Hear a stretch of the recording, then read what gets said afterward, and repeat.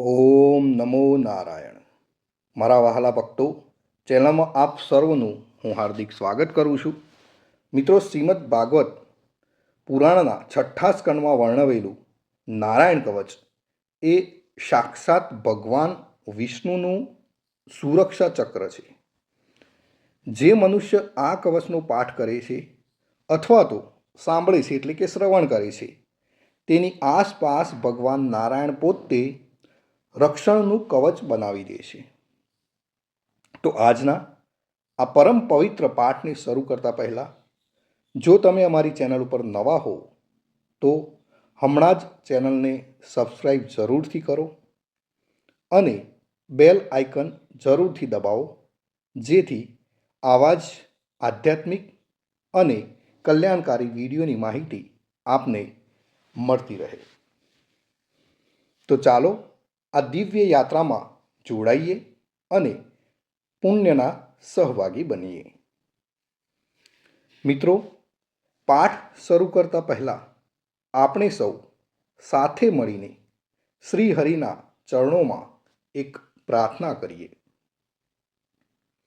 હે લક્ષ્મીપતિ, હે જનાર્દન, આજે અમે આપના આ પરમ શક્તિશાળી નારાયણ કવચનો પાઠ કરી રહ્યા છીએ.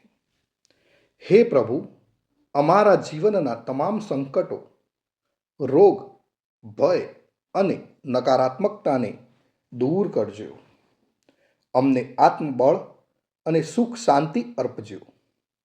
હે વિશ્વના સર્જનહાર, આજે માત્ર અમારા માટે જ નહીં પરંતુ સમગ્ર વિશ્વના કલ્યાણ માટે અમે આપને વિનંતી કરીએ છીએ. આ સૃષ્ટિ પરથી દુઃખ અને ક્લેશ દૂર કરજો. દરેક જીવને શાંતિ મળે અને પૃથ્વી પર સુખ સમૃદ્ધિનો વાસ થાય એવી કૃપા દ્રષ્ટિ કરજો. સર્વે ભવંતુ સુખિનઃ, સર્વે સંતુ નિરામયા એવા ભાવ સાથે અમે આ પાઠ આપના ચરણોમાં અર્પણ કરીએ છીએ. તો મિત્રો, આપણે થોડોક સમય કાઢીને કોમેન્ટની અંદર જય શ્રી કૃષ્ણ લખીશું. પછી મનને સ્થિર કરી ભગવાન વિષ્ણુનું ધ્યાન ધરીને નારાયણ કવચનો પ્રારંભ કરીએ. આંખો બંધ કરી ઓમ નમો નારાયણ, ઓમ નમો નારાયણ, ઓમ નમો નારાયણ, ઓમ નમો ભગવતે વાસુદેવાય. શ્રી નારાયણ કવચ. શ્રીમદ ભાગવતના છઠ્ઠા સ્કંદના 8મા અધ્યાયમાં શ્રી નારાયણ કવચ ત્વષ્ટા ઋષિના પુત્ર વિશ્વરૂપ ઇન્દ્રને કહે છે. વિશ્વરૂપ કહે છે, જ્યારે ભયનો સમય પાસે આવ્યો હોય ત્યારે મનુષ્ય હાથ પગ ધોઈ આચમન કરી ઉત્તર દિશા તરફ મુખ રાખી નારાયણ કવચનો પાઠ કરવો. જ્યારે ભય આવે ત્યારે શ્રી નારાયણ રૂપ નામનું આપણે બખ્તર ધારણ કરવું. ગરુડની પીઠ પર ચરણ કમળ ધારણ કરનારા, 8 સિદ્ધિઓવાળા, 8 બાહુઓવાળા અને તે 8 બાહુઓ વિશે શંખ, ચક્ર, ઢાલ, ગદા, બાણ, ધનુષ તથા પાસને ધારણ કરનારા શ્રીહરિ મારી સર્વ પ્રકારે રક્ષા કરો. જળમાં મત્સ્ય અવતારધારી ભગવાન જલતંતુઓથી તથા વરુણના પાસથી મારી રક્ષા કરો. માયાથી બટુક બનેલા વામનજી, સ્થળમાં મારી રક્ષા કરો. શ્રી વિશ્વરૂપ ત્રિવિક્રમ ભગવાન, આકાશમાં મારી રક્ષા કરો. જેના અઠાસ્યથી દિશાઓ ગાજી ઉઠી હતી અને ગર્ભિણીઓના ગર્ભ પડી ગયા હતા, તેવા નૃસિંહ ભગવાન, દુર્ગ, વન અને યુદ્ધ ભૂમિમાં મારી રક્ષા કરો. પોતાની દાઢથી પાતાળમાંથી પૃથ્વીનો ઉદ્ધાર કરનાર ભગવાન, યજ્ઞમૂર્તિ વરાહ, માર્ગમાં મારી રક્ષા કરો. પરશુરામ ભગવાન, પર્વતોના શિખરોમાં મારી રક્ષા કરો.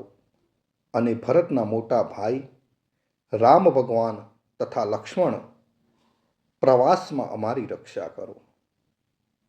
ઉગ્ર ધર્મ અને પ્રમાદથી નારાયણ ભગવાન મારી રક્ષા કરો. નિંદાથી નર ભગવાન ને યોગ ભ્રષ્ટ થતા યોગેશ્વર દત્તાત્રેય ભગવાન મારી રક્ષા કરો.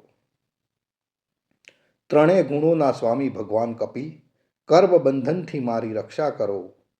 સનંત કુમાર કામદેવથી મારી રક્ષા કરો. હયગ્રીવ ભગવાન રસ્તામાંથી જતા અને દેવોને પ્રણામ ન કરવા રૂપી અપરાધમાંથી મારી રક્ષા કરો. હે દેવર્ષિ શ્રેષ્ઠ મુનિ નારદ ભગવાન, ભગવાનની પૂજામાં જે કોઈ વિઘ્ન નડે તેનાથી મારી રક્ષા કરો. અને કૂર્મ અવતાર શ્રી હરિ સર્વ પ્રકારના નરકમાંથી મારી રક્ષા કરો. અયોગ્ય ખોરાકથી ભગવાન ધન્વંતરી મારી રક્ષા કરો. જીતેન્દ્રિય ભગવાન ઋષભદેવ કામ ક્રોધ આદિના ભયમાંથી મારી રક્ષા કરો. યજ્ઞવતારી ભગવાન લોક અપવાદથી મારી રક્ષા કરો. બલભદ્ર ભગવાન મનુષ્ય તરફથી થનારા ઉપદ્રવોમાંથી મારી રક્ષા કરો. અને ક્રોધાવેશ સર્પગણોથી શેષ ભગવાન મારી રક્ષા કરો.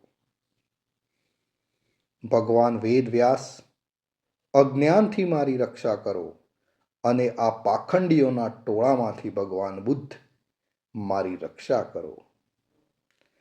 ધર્મની રક્ષા કરવા માટે અવતાર લેનાર ભગવાન કલ્કી કાળના મૂળ રૂપ એટલે કે આજે જે કળિયુગ ચાલી રહ્યો છે એનાથી મારી રક્ષા કરો.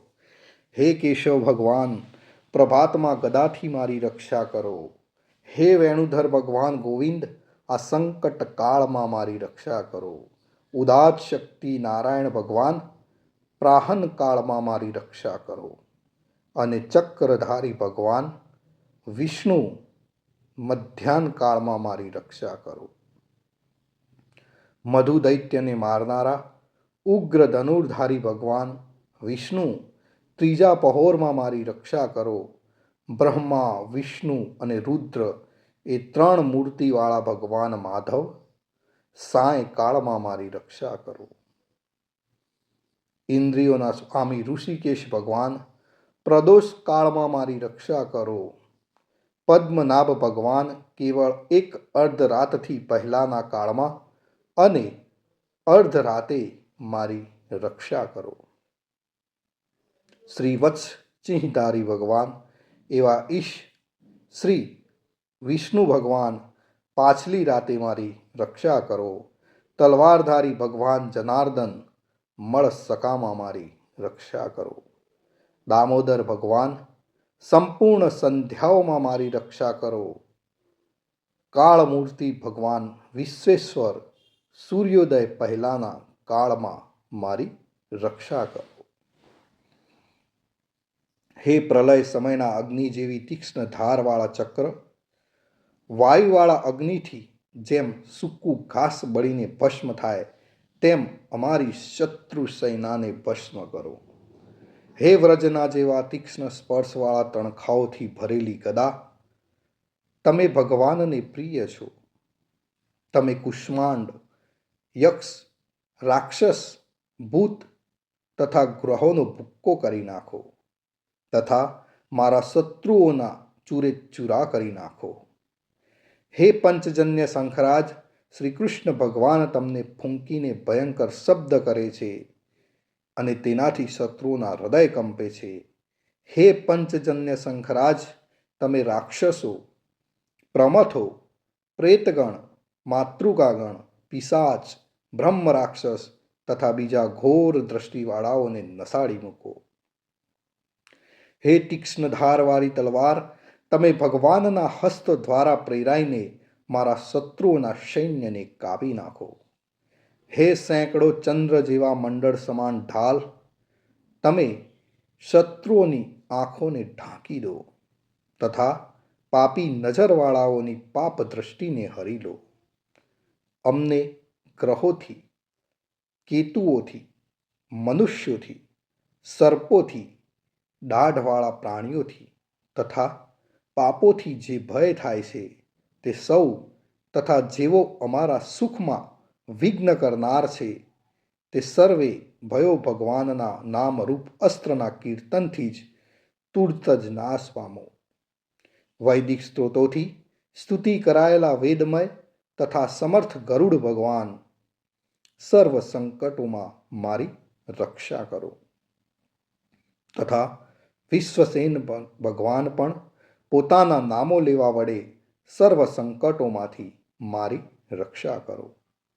શ્રી હરિના નામ, રૂપ, વાહન અને આયુધો સર્વ દુઃખોમાંથી અમારી રક્ષા કરો. ભગવાનના મુખ્ય પાર્ષદો અમારી બુદ્ધિ, ઇન્દ્રિય, મન તથા પ્રાણની રક્ષા કરો. આ સાકાર નિરાકાર જે કંઈ જગત છે સર્વ ભગવાનનું જ સ્વરૂપ છે. આ સત્યથી મારા સર્વ ઉપદ્રવો નાશ પામો. અભેદ દ્રષ્ટિવાળા મનુષ્યોને ભગવાન પોતે ભેદ રહિત જોવામાં આવે છે તો પણ તે પોતાની માયાથી આભૂષણો, આયુધો તથા ચિહ્ન નામની શક્તિઓને ધારણ કરે છે. તે સત્ય પ્રમાણ વડે જ સર્વજ્ઞ તથા સર્વવ્યાપક ભગવાન શ્રી હરિ સર્વ પ્રકારના રૂપો વડે સર્વદા અમારી રક્ષા કરો. શ્રી ઋષિ નામના ઉચ્ચારણથી જ જળ, વાયુ, અગ્નિ આદિનો પ્રભાવ પોતાના તેજથી દૂર કર્યો છે એવા લોકના ભયને દૂર કરનાર ભગવાન નૃસિંહ સર્વત્ર ચારો તરફ મારી અને મારા પરિવારની રક્ષા કરો. જો મિત્રો આપણે નિત્ય નારાયણ કવચનો પાઠ કરીએ છીએ તો શું ફળ મળે? તો વિશ્વરૂપ કહે છે કે હે ઇન્દ્ર, આ નારાયણ કવચ તમારી આગળ કહ્યું જે ધારણ કરવાથી તમે શ્રમ વિના અસુરોના અધિપતિઓને જીતશો. આ નારાયણ કવચને ધારણ કરનારો મનુષ્ય નેત્રથી જેના તરફ જુએ અથવા તો પગ વડે જેને જેને અડકે તે તુરત જ બધા જ ભયોમાંથી છૂટે છે. આ કવચ ભણનાર પુરુષને કોઈ દિવસ રાજાઓ તરફથી, ચોર તરફથી, ગ્રહો થકી, વ્યાઘ્ર આદિ તરફથી તથા બીજા કોઈ તરફથી કોઈ પણ પ્રકારનો ભય રહેતો નથી. તો મિત્રો, અહીં આપણે નારાયણ કવચનો પાઠ પૂર્ણ કરીએ છીએ અને હું આશા રાખું છું કે આપને આ પાઠથી મનને શાંતિ મળી હશે.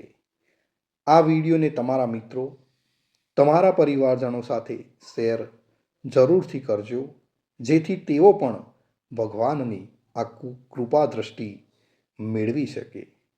અને કોમેન્ટમાં ઓમ નમો નારાયણ અથવા તો જય શ્રી કૃષ્ણ લખવાનું મિત્રો ભૂલશો નહીં. ફરી મળીશું એક નવા જ ભક્તિમય વિડીયો સાથે. ત્યાં સુધી આપ સર્વેને મારા જય શ્રી કૃષ્ણ, જય શ્રી કૃષ્ણ, જય શ્રી કૃષ્ણ, જય શ્રી કૃષ્ણ.